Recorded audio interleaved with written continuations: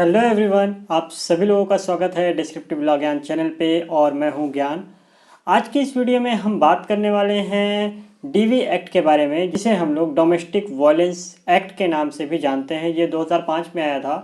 तो इसका मेन जो प्रोसेस है, जो मेन बेसिक है, क्योंकि मैंने लेटेस्ट जजमेंट्स पे कई वीडियो डाले हैं डोमेस्टिक वायलेंस के, तो उसमें प्रोसीजर के बारे में बात हो रही थी। तो क्या इसका प्रोसीजर है, उसके बारे में बात करने के लिए ये वीडियो मैं आपके लिए लेके आया हूँ। तो अगर आपको जानना है कि डोमेस्टिक वायलेंस एक्ट के फुल प्रोसीजर क्या हैं, तो आप इस वीडियो को पूरा देखिएगा। तो शुरू करने से पहले अगर आप इस चैनल में पहली बार आ रहे हैं तो इसे सब्सक्राइब कीजिएगा।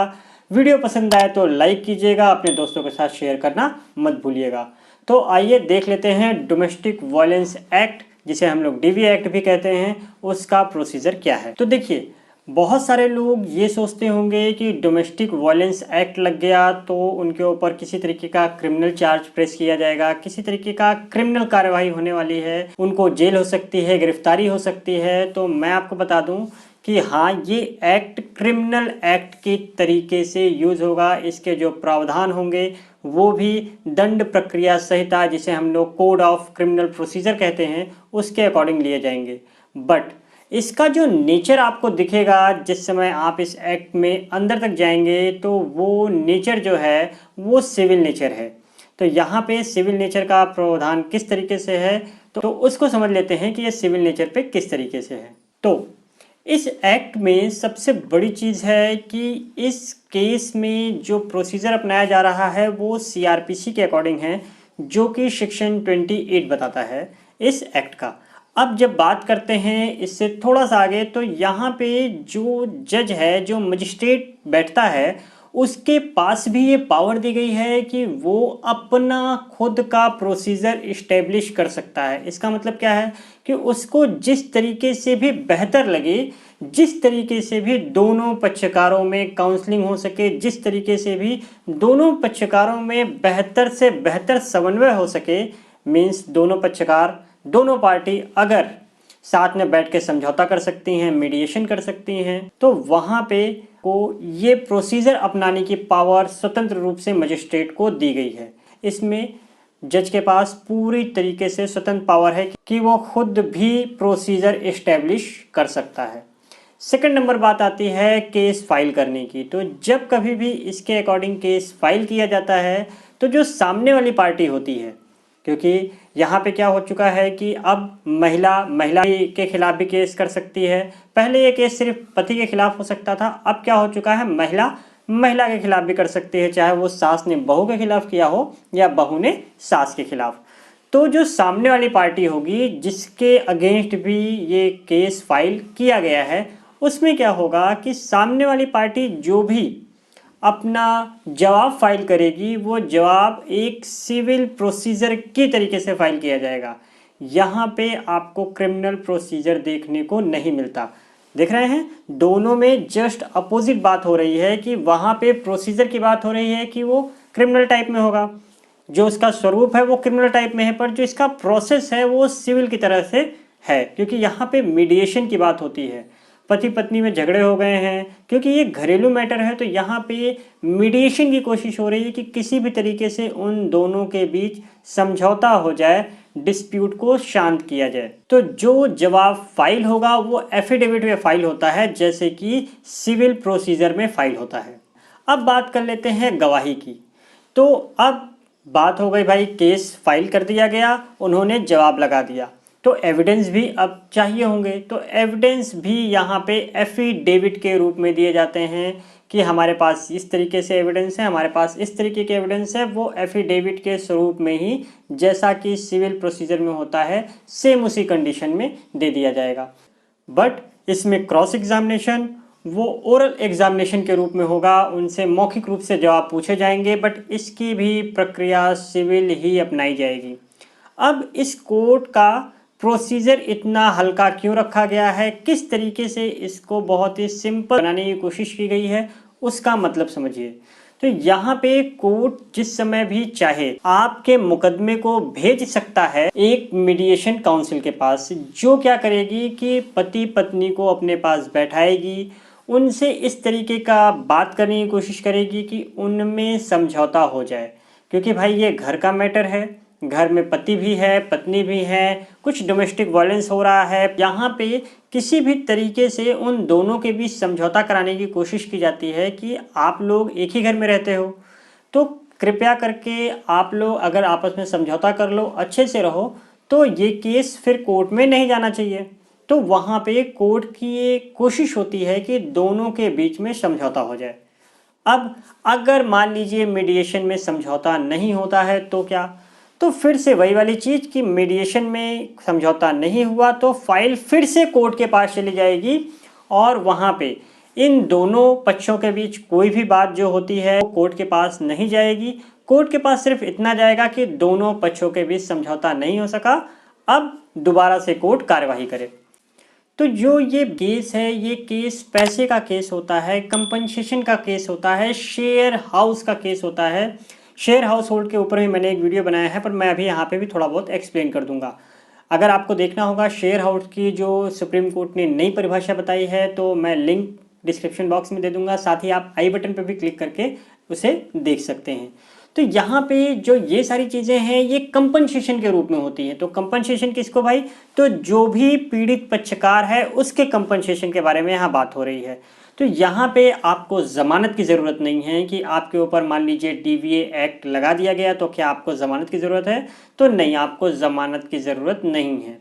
क्या आपके ऊपर एफआईआर होगी, तो नहीं, ये आपके ऊपर एफआईआर नहीं होती, ये एक कंप्लेन होती है और कंप्लेन में आपके ऊपर कोई एफआईआर लॉन्च नहीं होने वाली। यहाँ पे जो पत्नी के खिलाफ डोमेस्टिक वायलेंस हुआ है तो कोर्ट क्या करती है कि जो भी इन्वेस्टिगेशन ऑफिसर जहाँ भी ऐसी कंप्लेन फाइल की गई है तो वहाँ पे कोर्ट क्या करती है कि एक डोमेस्टिक इंसिडेंट रिपोर्ट मंगवाती है। जो भी इन्वेस्टिगेशन ऑफिसर होगा उससे ये कोर्ट कहेगी कि जो भी इंसिडेंट्स हुआ है उसको कोर्ट में पेश किया जाए, जो भी एविडेंस है वो कोर्ट में पेश किए जाए। कोर्ट को लगता है कि हाँ पत्नी के साथ ऐसा कुछ भी हुआ है तो पत्नी के पक्ष में या फिर वो अदर पार्टी के पक्ष में ऐसा ऑर्डर कर सकती है जो कोर्ट को ठीक लगे। अब किस तरीके के ऑर्डर किए जा सकते हैं ये देखिए। तो यहाँ पे इंटरिम प्रोटेक्शन ऑर्डर कोर्ट दे सकता है, यहाँ पे इंटरिम मेंटेनेंस ऑर्डर कोर्ट दे सकता है, यहाँ पे कुछ खर्चों के ऑर्डर कोर्ट दे सकता है, जो भी कोर्ट को सही लगे। यहाँ पे अगर हम बात करें सज़ा की तो इस एक्ट में सज़ा की बात नहीं की गई है। हाँ सज़ा है, पर वो किस लिए है, इसलिए तो नहीं है कि आपके ऊपर डीवीए की कंप्लेन फाइल हुई है, इसलिए तो नहीं है। बट अगर कोर्ट ने किसी कंप्लेन पे कोई ऑर्डर कर दिया है और उस ऑर्डर को आप फॉलो नहीं करते हैं या फिर पत्नी की सुरक्षा के लिए कोर्ट ने ऑर्डर कर दिया है और अभी भी आप उसके ऊपर किसी भी तरीके का वायलेंस कर रहे हैं, तो उस कंडीशन में आपको साल भर की सज़ा कोर्ट दे सकती है, 20,000 रुपये तक जुर्माना दे सकती है या फिर दोनों दे सकती है। तो यहाँ पे जो सज़ा है वो कोर्ट का आदेश न मानने पर दिया जाता है, ना कि आपके ऊपर केस फाइल करने पे आपको सज़ा दी जाती है। ये केस सिर्फ दो तरीके का नेचर रखता है। पहला कि उस पत्नी को उसी स्थिति में रखा जाए जैसा वो विवाहित स्थिति में थी या फिर उसे विवाहित स्थिति में होना चाहिए। दूसरी बात आती है कि उसके ऊपर किसी भी तरीके की जो क्रुएलिटी हो रही है, किसी भी तरीके का वायलेंस हो रहा है, उसको प्रोटेक्शन करना, उसको प्रोटेक्ट करना उन सारी चीज़ों से जो कि उसके ऊपर हो रही है। तो यहाँ जो ये केस है वो किसी भी तरीके से हार या जीत में नहीं है, बल्कि ये कंपनसेशन के रूप में है। मींस यहाँ पे सामने वाले पक्षकार को कंपनसेट किया जाएगा, पैसे दिए जाएंगे, इंटरिम मेंटेनेंस का ऑर्डर हो सकता है। तो ये सारी चीज़ें इस केस में की जा सकती हैं। अगर पत्नी कोर्ट में एप्लीकेशन देती है कि मुझे इंटरिम मेंटेनेंस चाहिए, तो कोर्ट वहाँ पे इंटरिम मेंटेनेंस के लिए भी अलाउ कर सकता है।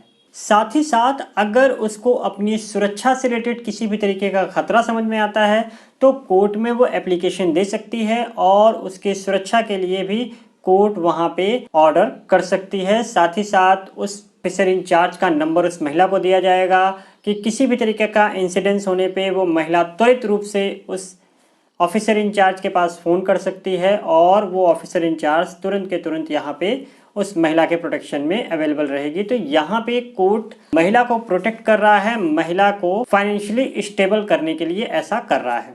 अगली जो बात आती है वो आती है कि भाई उसकी जो स्थिति है वो किस तरीके की होनी चाहिए।